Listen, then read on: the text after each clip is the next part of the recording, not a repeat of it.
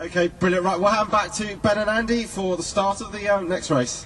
Thanks very much, Jamie. So this is the second race of the day for the ITC Compliance Caterham Supersport Championship. And I think we could be in for a bit of a thriller. Certainly this one is anything like the earlier race. Cars just coming to a halt after the green flag formation lap, and given how treacherous the circuit was in qualifying, the conditions are a little bit more akin to testing yesterday, except it is breezy and it isn't warm, so it's going to take them a few moments to get the heat into the tyres. It will probably be desperate for there not to be a safety car that will cool them all down again as well in the windscreenless open cockpits. To a halt comes Josh Ward, which means we get the green flag shown at the rear of the field. It means the 5-second ball goes out to the drivers. The red lights come on now. Who's going to make the jump? So the revs rise and away we go. It's another good start from the second row of the grid. It's a terrible start from Rob Clay. He drops down the order. That pole sitter Jack Brown may well have done enough here to take the lead into Paddock Hill Bend for the first time. It's 4 wide for third place, but it is Brown from Hutchinson, and then a spinner behind. That's Andrew West, who rotates. He takes 1 or 2 for company, and sadly one of them has got stuck in the gravel trap right at the edge of Paddock Hill Bend. That's number 10 that's stuck in the gravel trap, unfortunately. And that car is going no further for the time being. Max Robinson's had enough. He jumps out and runs away. So at the front of the pack, Jack Brown leads the way from Chris Hutchinson.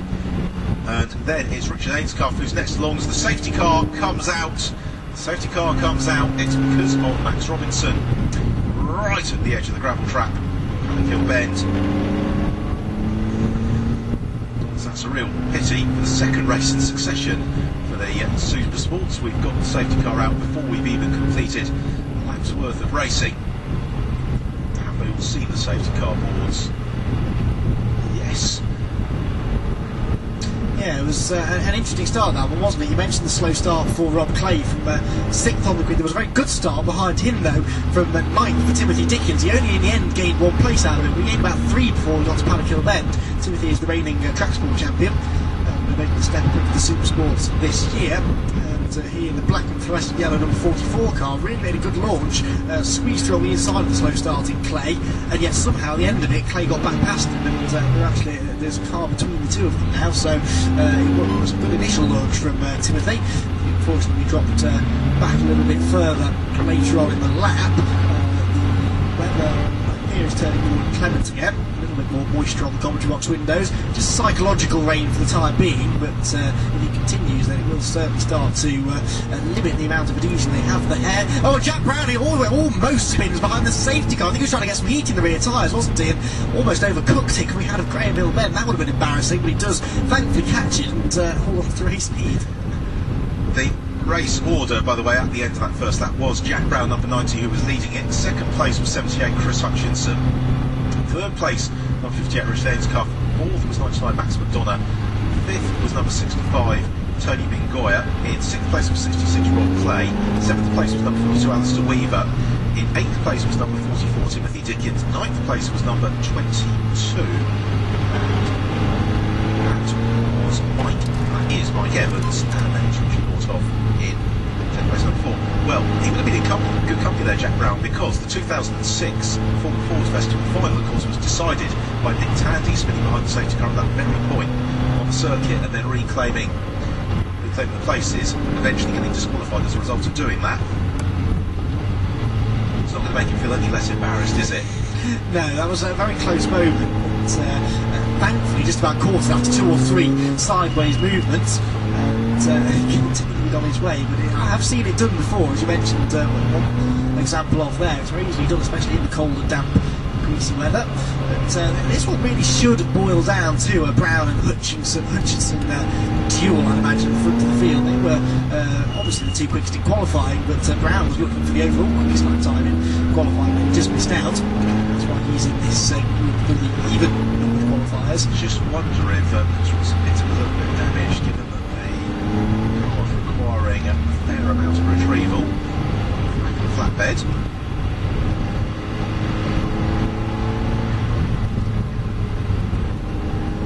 This time through Graham Hill Bend, Jack Brown taking absolutely absolutely no chances.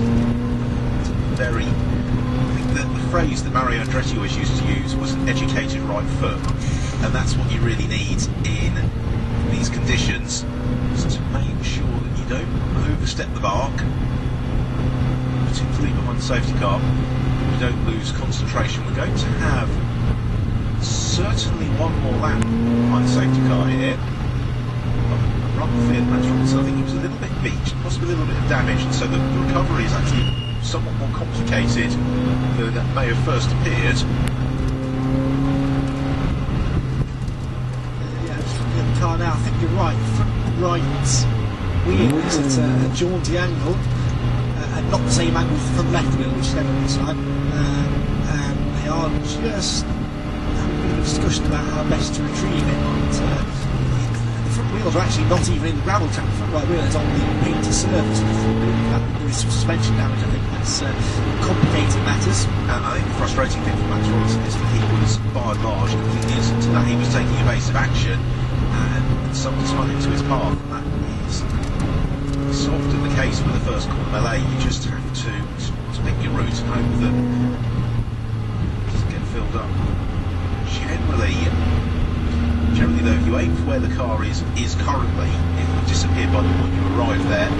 Robinson went to the outside and just got rather squeezed in the concertina effect. Safety car just managing pace steadily. Going to probably have one more lap now as the car gets loaded up onto the back of the flatbed. It means that we're probably going to have 22 minutes or so when the race does go back to green flag conditions. Mike Evans on a good start. He went from 14th to 9th, getting 5 places after a gravelly excursion in qualifying. He just jumped up the order, perhaps managing to weave his way through what was going on at Palakill Bend. It's an opportunity to get damaged and crash, but it's also an opportunity to, if you pick the right gap to go for, it's an opportunity to gain some positions. And Mike in the green machine, first of the green machines, all green machines anyway in the field, is moving up nicely. Certainly another driver who, after some mistakes in qualifying, you'd guess never quite found the limit, but never quite managed to get the maximum potential from his lap time. And so in 9th place, the green 22 car of Mike Evans. One to keep an eye out for when we go racing, just in behind that 44 car of Timothy Dickens that I mentioned, who won the Supersport Championship last year. He's taken a step up to the Supersports this season. Those two running together in 8th and 9th. That should be looking to move forward once we go racing. Yeah, it'd be very interesting to see, because qualifying is one thing, and that almost favours the veterans in some regards. In the racing, you see drivers like Dickens, some of those stepping up, just getting into the road, but really not wanted to have this intrusion. The good news is that the is on the way. Things being, we should be going racing at the end of this, the 5th lap of the race. The safety car has been out since the conclusion of the first lap as they turn around Caterham Bend, and the lights do indeed go out on the safety car this time, so we will be back underway. It's going to be the responsibility of the 22-year-old Jack Brown to pace the field, and again he is looking to try and stretch them early on, and they both caught Richard Ainscuff napping, haven't they? Because Ainscuff is already several car lengths behind the leading duo of Brown and Hutchinson, who get underway now, and it's Chris Hutchinson who might be able to get a little bit of a run here on Jack Brown as they head towards Palakill Bend. Race gets back underway. Hutchinson though too wily to have a go at challenging, but a very nicely judged restart from a pair of them. They've really spread the top 10. Yeah, well, it's usual for the race leaders to bunch everybody up and then step on it through Clark Kerr, but the Caterham Supersport drivers seem to have figured out this, that going early actually works. It spreads the whole field out, but it can give you quite a gap over the cars nearest behind you. Brown is now starting to pull away slightly from Chris Hutchinson at the head of the field. Third place to Ainscoff from McDonough and Mingoya 4th and 5th. Those two still fairly distant as well. But I reckon actually the third place man, car number 58 of Richard Ainscough, is perhaps starting to push the gap to the leading two. Certainly getting away from the rest of the field. But as Brown and Hutchins come onto the straight, I reckon Ainscough is getting closer. Hutchins had a superb run through Clark Curve though, and is he going to be able to take advantage of it? On the brakes towards Paddock Hill Bend. And that's experience starting to show for Chris Hutchinson. He knows he's got the advantage there on Jack Brown. He's just not showing his hand, not with 20 minutes left in the race. He'll know that there is a good opportunity for him to push that a little bit later. Ainscough there in third has certainly broken clear of Max McDonough in fourth. And McDonough has got Tony Mingoya just behind him, but it really is a leading trio for the rest of them. Yeah, so after spacing themselves out off the restart, they're now bunching back together. And Jack Brown in the predominantly green, sort of chromy green car out in front. But Hutchinson seems quick through Clark Curve, doesn't he? You mentioned he had a good run through there on the previous lap. He has another good one this time around. He come through to complete lap 7. It was Ainscough who had the fastest lap last time around, but let's see if that perhaps changes as they come through. Then Brown goes through and takes the fastest lap with Hutchinson right behind him, but it is Ainscough who's quicker than the pair of them again. So the top three now covered by 1 second. Gap back to McDonough and Mingoya still dicing over 4th position. Then 6th place is still Clay. Fastest lap now goes to Mike Evans. I said watch out for him. In 9th place, he's now nicked the fastest lap back and is right on the tail of what is now a group of 6 cars dicing over 4th. There's Timothy Dickens, who is just ahead of him. They're all really bunched behind Max McDonough. They've got one car going very slow. That's Josh Ward, who having his first race in Caterham's and really being lapped by the field in front of him. I'm not sure that Mike Evans, once he was there, it releases Dickens to start applying a little bit of pressure to Alistair Weaver. What about the leading trio of cars? Well, this time around Hutchinson not as close to Brown as he was. They've got Ainscough with them for company. Then we've got Mingoya lining up the move on McDonough, but instead it is Timothy Dickens, the reigning track sport champion. He came into the championship with great expectations, Dickens, and he looks to the high line, but he leaves plenty of space to the inside for Evans, who sneaks through, and he might be able to get another place here, as that's the bright green car of Evans. Instead, Evans leaves the door open. Dickens look to the inside. They all sort themselves out through Paddock Hill Bend, and that's possibly inexperience moving up to a championship. You leave a hole, somebody's going to go for it. Evans around the outside of Rob Clay, though, who lost out to the number 42 car of Alistair Weaver at Druids, and then lost out to Evans nearly, and does lose out to him, in fact, as they go through Graham Hill Bend. He keeps Dickens at bay, but Mike Evans really carving his way through, isn't he? Dickens now getting backed up into the number 4 car behind him of Nordhoff. Out onto the pit straight, and in fact now we've got side by side for 4th place then Madonna and Mingoya. Mingoya is on the inside, Madonna is on the inside. Mingoya goes right around the outside of him, side by side into the corner as Mike Evans goes around the outside of Weaver as well. You don't know where to look. Evans is going to make that one stick. I think he's got the outside line towards Druids. Madonna and Mingoya are still side by side in front for 4th place as well. How's that one going to settle out? I think it's going to be Tony Mingoya in the bright yellow car who snatches the place from Max McDonough. And here comes Evans again, look. I think where to look is the bright green car of Mike Evans, because he is having a whale of a time, and he's now right up there behind McDonough. He's into 6th position. I think it's going to be more, as Max McDonough hugs the curves as tight as he can through Surtees and on again towards Clearway. He doesn't want to leave any opening here for Mike Evans. Now does Evans get the propulsion that he needs out of Clark Curve? The answer is that yes, he does. This is the fight for 4th we're watching. Out front it's still Brown from Hutchinson and Ainscough. Instead it's this dogfight going on behind us. Dickens in the black and green car as Evans looks to the inside, and he's going to go through past Max McDonough at Paddock Hill Bend. Does he find the grip? He does. Brilliant stuff from Mike Evans, and he closes the door, so he's able to hold the place up to Druids. That's the corner he went off on, remember, in qualifying, but he's absolutely got it nailed in race conditions, hasn't he? That's 2 fantastic moves he's made on the brakes into Paddock Hill Bend. Evans now then sets after Tony Mingoya in front of him, gets a better exit out of Graham Hill Bend, might just be able to close in the slipstream towards Surtees.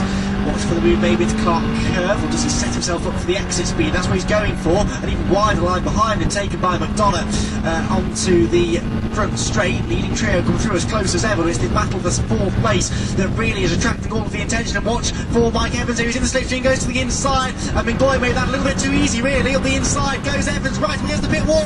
Very late on the brakes and goes through. And as long as he stops the car, that will be, yes he does, a fantastic move through into 4th position behind Timothy Dickens. Finally gets on the inside of Alistair Weaver and will go through into 7th place. But what a drive this is for Mike Evans. The trouble is now he's got 7 seconds of clean air in front of him to the leading trio, but he has really proven his point already.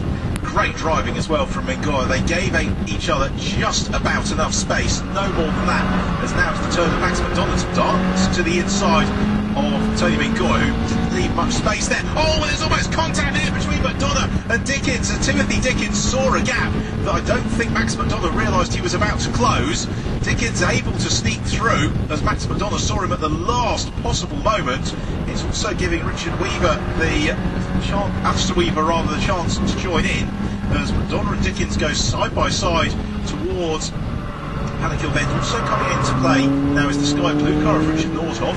He darts around the outside of Alistair Weaver.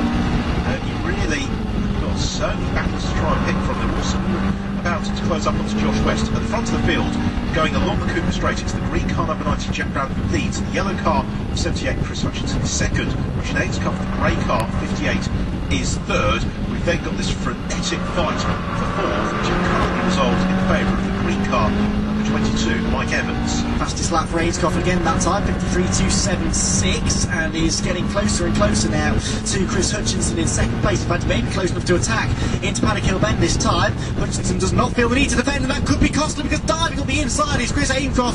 What a move that Richard Ainscoff, into 2nd place. Runs a little bit wide, but I think, no, can't quite get across to defend into Druid, so Hutchinson throws one back up the inside. They lean on each other maybe a little bit, and Hutchinson goes straight back through. So briefly into 2nd place was Richard Ainscoff. He then loses it again at the very next corner, Druid, and this all now allows Jack Brown to just distance himself slightly in front of them. He was 3/4 of a second ahead of the line, maybe more now. The way that Chris Hutchinson fought back to reclaim that 2nd place suggests to me that he feels he's got the legs over Jack Brown and wants to have the first crack at trying to usurp the race leader. We've still got 14 minutes left in the race. Now, it's going to be about a second, isn't it, between Brown and Hutchinson at the end of this 14th lap of the race. Looks like they come. Brown leads it by 1.2 seconds, in fact. Can Hutchinson reel it down on this next occasion? Ainscoff doesn't even attempt a move into Panikill Bend. Then we've got the Mike Evans, Tony Mingoya, Dickens and McDonough battle. They will turn through Panikill Bend for a change in the order. Leaders meanwhile into Graham Hill Bend once more.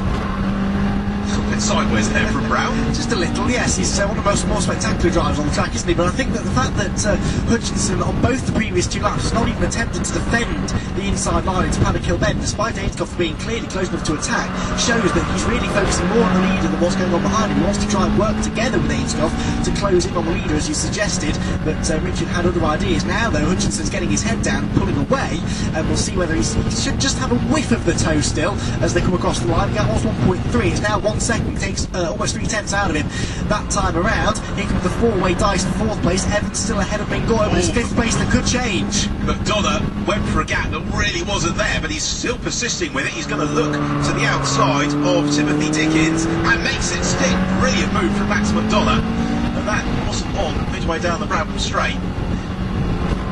Very, very brave and committed driving from all of them.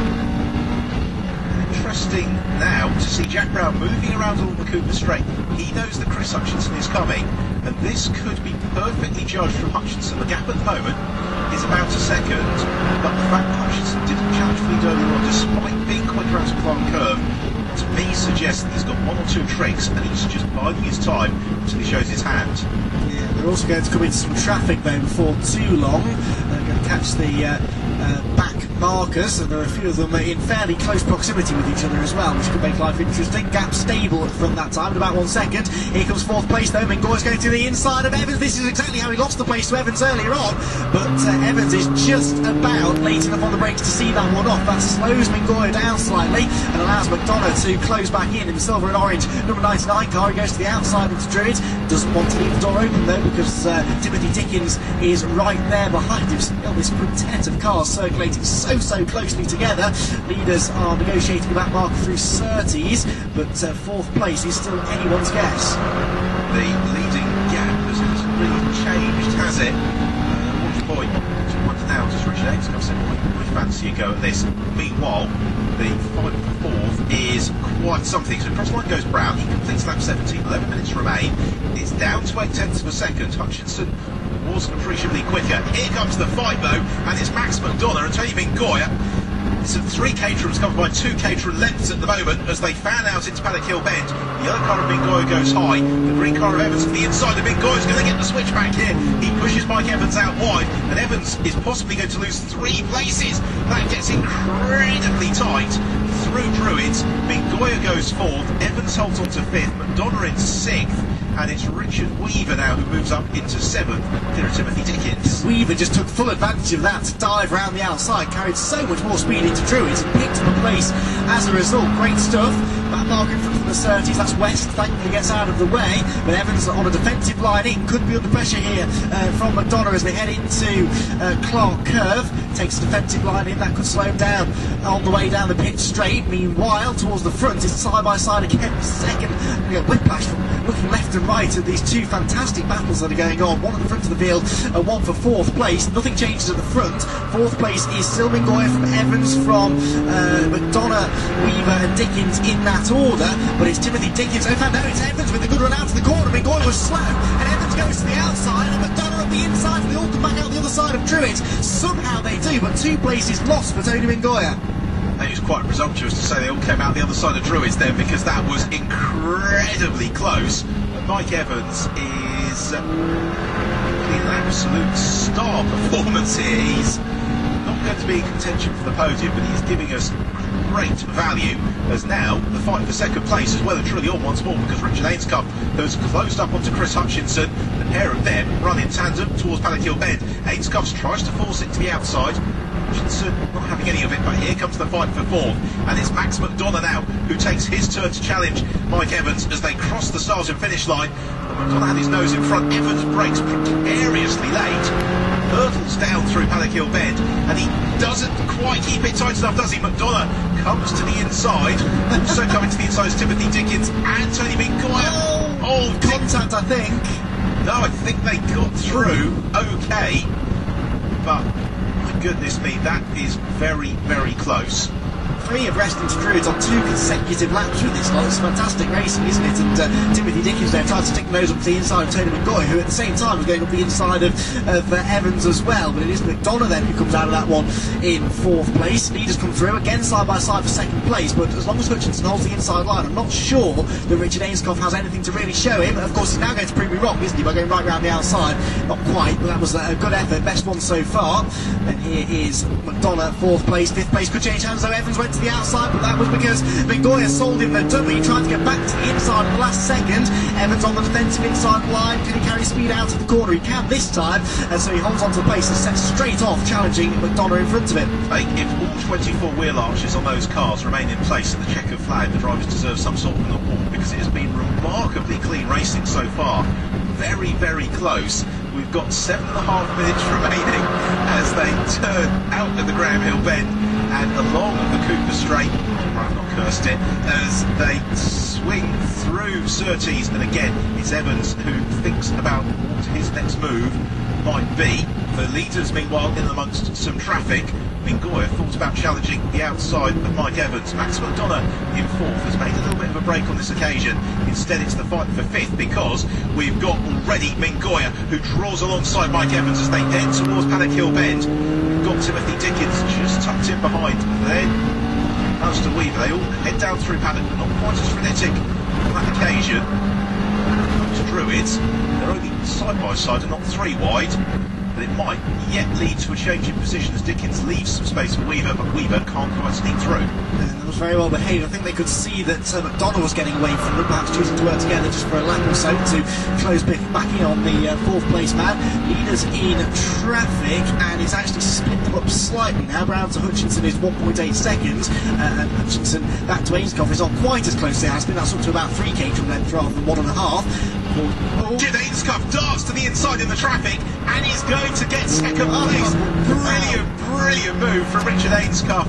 And that was shades of Mika Hakkinen on Michael Schumacher in Spa in 2000, because he saw the gap in the traffic, made it 3 wide, and has made the move stick. That was fantastic use of the back markers, wasn't it? He really used the back markers as a pick there to hang Hutchinson out to dry and move through into second place. Fourth place is about to change hands potentially, though, as Evans goes around the outside of McDonough, but he gets hung out to dry as well. And Mingoya then fancies a chance of getting alongside. They stay single file, all 6 of them nose to tail, with a very, very small blanket over the lot of them going down the Cooper Straight. And somehow, for now, McDonough is holding on from Evans, but Evans is very good on the brakes. All of them get a little bit leery through the left-hander of Surtees. That's a proper call, that one of the few properly quick left-handers in the country, and it catches drives out on a regular basis. They all survive that one. Once one car gets a little bit sideways, the rest have to check up, and that can often lead to drama. Well, the bad news is we've only got 5.5 minutes left in the race. The good news is we've probably got time for 6 more laps, as once more the cavalry charge arrives into Paddock Hill Bend. This time Evans looked to the inside. Meanwhile, have Hutchinson and Ainscough changed places? Yes, they have. Chris Hutchinson's back ahead. Which Ainscough. It's still Jack Brown who leads the way. The sort out fourth for Druids.